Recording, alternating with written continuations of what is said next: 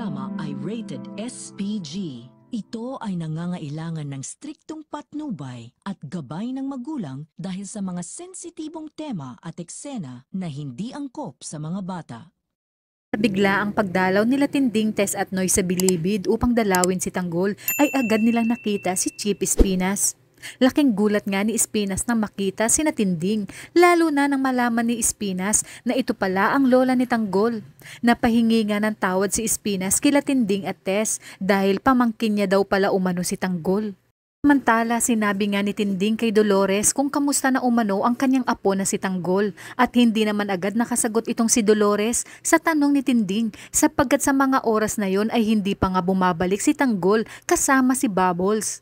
Namaya pa ay nag-alibay na lang si Dolores na nakabartuli na umano ang grupo ni Tanggol sapagkat nasangkot ito sa isang riot sa loob ng selda.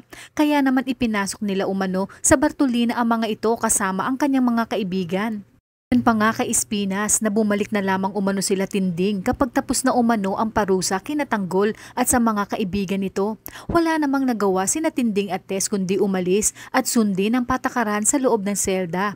Ayon pa kay Dolores na wag umanong mag-alala sina Tinding at Tess dahil ligtas naman umano si Tanggol sa loob ng Bartolina at tinatapos lang umano ang araw ng kanilang mga parusa.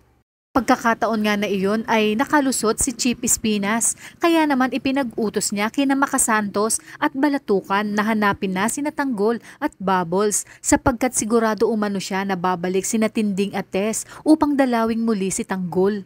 Bilang banda, nagsisisi nga itong si Chief Espinas sa mga ginawa niya kay Tanggol dahil wala nga siyang kaalam-alam na pamangkin niya pala ito. Lingang nakabalik si Tanggol sa bilibid kasama si Bubbles, agad siyang kinausap ni Chief Espinas at sinabi niya dito na pamangkin niya ito.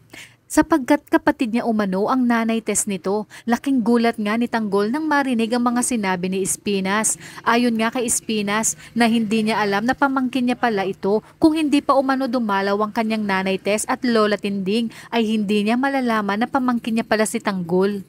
Bilang banda, nakiusap naman si Tanggol kay Chief Espinas na kung maaari ba umano na dalawin niya ang kanyang pamilya sa Quiapo. Sinabi nga ni Espinas na wag na muna sa ngayon dahil mainit pa umano sila kila Rigor sapagkat pinagdududahan umano sila ni Rigor.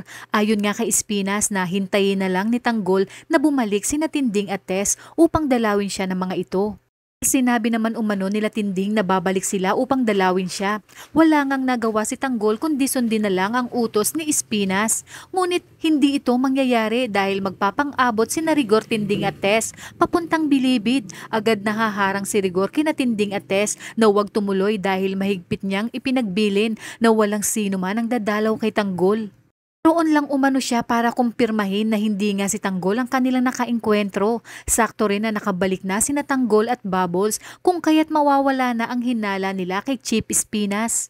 Kaya kung bago ka pa lang sa aking channel ay mag-subscribe ka na at i-click mo na rin ang bell icon para updated ka sa pinakahuling kaganapan sa paborito mong teleserye, ang FPJ's Batang Quiapo. Hanggang sa muli, salamat!